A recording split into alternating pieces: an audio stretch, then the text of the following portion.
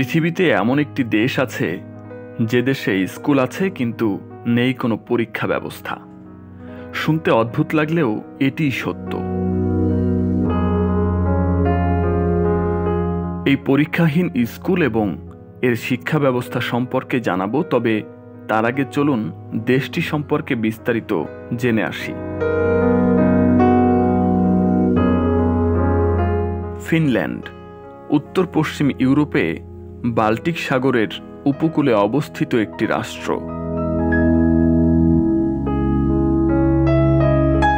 Finland ইউরোপের সবচেয়ে উত্তরে অবস্থিত দেশগুলির একটি। এর 1/3 এলাকা সুমেরু বৃত্তের উত্তরে অবস্থিত। এখানে ঘন সবুজ অরণ্য ও প্রচুর হ্রদ রয়েছে।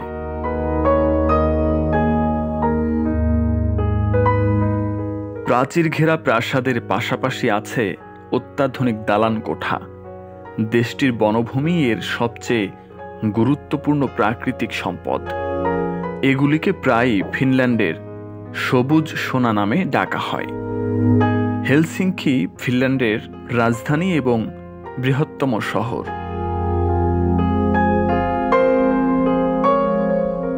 ফিনল্যান্ড একটি নিম্নভূমি অঞ্চল। কয়েক হাজার বছর আগেও এটি বরফে ঢাকা ছিল। বরফের চাপে এখানকার ভূমি স্থানে স্থানে দেবে গিয়ে হাজার হাজার হ্রদের সৃষ্টি করেছে।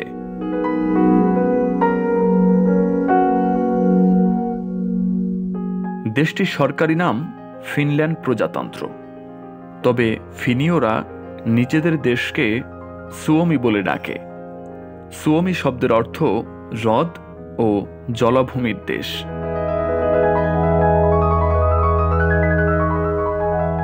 ফিনল্যান্ড উত্তর দিকে স্থলবেষ্টিত।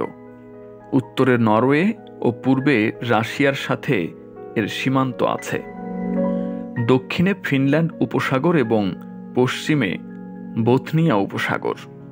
ফিনল্যান্ডের দক্ষিণ পশ্চিম উপকূলে হাজার হাজার ক্ষুদ্র পাথুরের দ্বীপ রয়েছে। এর কতগুলিতে মনুষ্য বসতিও আছে। এদের মধ্যে বোথনিয়া উপসাগরের মুখে অবস্থিত আলান্দ দ্বীপপুঞ্জটি সবচেয়ে গুরুত্বপূর্ণ। ফিনল্যান্ডের মেরু অঞ্চলে মে থেকে জুলাই পর্যন্ত প্রায় সব সময় দিন থাকে। মধ্যরাতের সূর্যের এই দিনগুলিতে ফিনল্যান্ডের নয়নাভিরাম উপকূলীয় এলাকাগুলিতে হাজার হাজার লোক নৌকা নিয়ে বেড়াতে আসে। ফিনল্যান্ডের মধ্যভাগের বনভূমিতে অনেক পর্যটক রোমাঞ্চকর অভিযানের টানে ছুটে আসে। ফিনল্যান্ড 700 বছর সুইডেনের অধীনে শাসিত হবার পর 1809 সালে এটি রুশদের করায়ত্ত হয়। রুশ বিপ্লবের পর 1917 সালে এটি একটি স্বাধীন রাষ্ট্র হিসেবে জন্ম নেয়। দ্বিতীয় বিশ্বযুদ্ধের পর 1948 সালে ফিনল্যান্ড ও রাশিয়া বন্ধুত্ব ও সহযোগিতার একটি চুক্তি সম্পাদন করে এবং 1991 সাল পর্যন্ত দেশ দুটির মধ্যে দৃঢ় অর্থনৈতিক বন্ধন ছিল।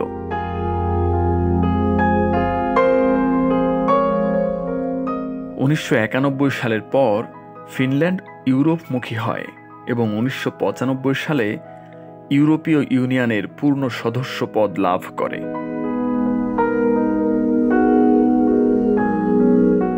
ফিনল্যান্ডের আয়তন 3,38,145 বর্গ কিলোমিটার।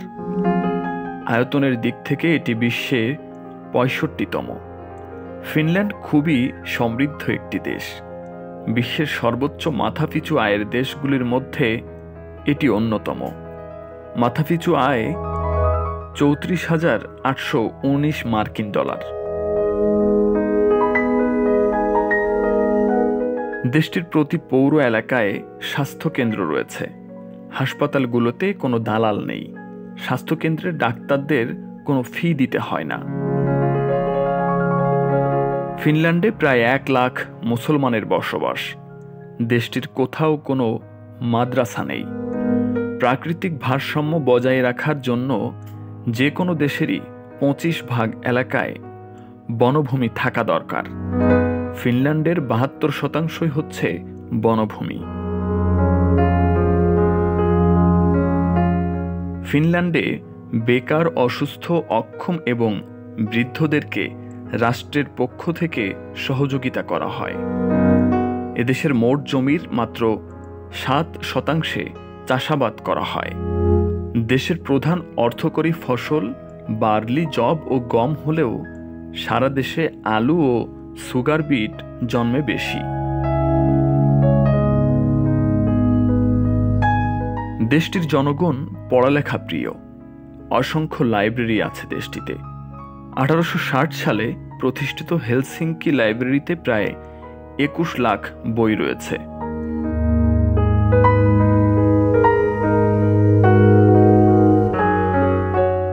আর হেলসিঙ্কি বিশ্ববিদ্যালয় লাইব্রেরি হচ্ছে জাতীয় লাইব্রেরি, যেখানে বইয়ের সংখ্যা 26 লাখ। এবার চলুন জেনে আসি দেশটির উন্নত শিক্ষা ব্যবস্থা সম্পর্কে। শিক্ষা একটি জন্মগত অধিকার ও রাষ্ট্র কর্তৃক প্রদত্ত সেবা হিসেবে বিবেচিত হয় ফিনল্যান্ডে। এখানে 7 থেকে 16 বছর বয়সী ছেলেমেয়েরা বিনামূল্যে শিক্ষা লাভ করে। প্রাথমিক স্কুলে 6 বছর এবং মাধ্যমিক স্কুলে 3 বছর পড়ালেখা করা সবার জন্য বাধ্যতামূলক। গবেষণায় ফিনল্যান্ডের প্রাথমিক ও মাধ্যমিক শিক্ষা ব্যবস্থা বিশ্বে শীর্ষে অবস্থান করছে। উচ্চশিক্ষার জন্য ফিনল্যান্ডে অনেকগুলো বিশ্ববিদ্যালয়, অসংখ্য কলেজ এবং শিক্ষক প্রশিক্ষণ স্কুল রয়েছে। ইউরোপের যে দেশগুলোতে টিউশন ফি ছাড়া উচ্চশিক্ষা গ্রহণ করা যায় তাদের একটি ফিনল্যান্ড। তাই এদেশে প্রতি বছর এশিয়া ও আফ্রিকার বিভিন্ন দেশ থেকে প্রচুর শিক্ষার্থী উচ্চশিক্ষা ও প্রশিক্ষণ গ্রহণের উদ্দেশ্যে পাড়ি জমায়। ফিনল্যান্ডে শিক্ষার্থীদেরকে মাধ্যমিক পর্যায়ের শেষে একটি মাত্র পরীক্ষা ব্যতীত এর পূর্বেকার সমগ্র শিক্ষা জীবনে কোনো সুনির্ধারিত পরীক্ষা দিতে হয় না বা শিক্ষার্থীদেরকে বাধ্য করা হয় না। পরীক্ষা শেষে কোনো ধরনের মেধা তালিকা করা হয় না বা এক শিক্ষার্থীর সাথে অন্য শিক্ষার্থীর তুলনাও করা হয় না। কেবল পাশ করতে পারলেই হলো। পাশ করা সকল শিক্ষার্থীকে অনন্য মেধাবী বলে ধরে নেওয়া হয়। ফিনল্যান্ডের এই ধরনের শিক্ষা ব্যবস্থার দরুন মাধ্যমিক পাশের পর প্রত্যন্ত অঞ্চল থেকে আসা শিক্ষার্থীরাও শহরে বসবাস করা শিক্ষার্থীরা বিশ্ববিদ্যালয়ে ভর্তির ক্ষেত্রে সমান সুযোগ পেয়ে থাকেন। ফিনল্যান্ডের শিক্ষা ব্যবস্থা বর্তমানে সারা পৃথিবী জুড়ে আলোচিত ও বহু বিশিষ্টজন কর্তৃক প্রশংসিত হচ্ছে। ঘন ঘন পরীক্ষা না নিয়েও যে একটা দেশের শিক্ষা ব্যবস্থা কতটা সফল ও সমৃদ্ধ হতে পারে তার উদাহরণ হল ফিনল্যান্ডের শিক্ষা ব্যবস্থা। দেশটির স্কুলের ক্লাসরুমে ঢুকতেই আপনি ধাক্কা খেতে পারেন।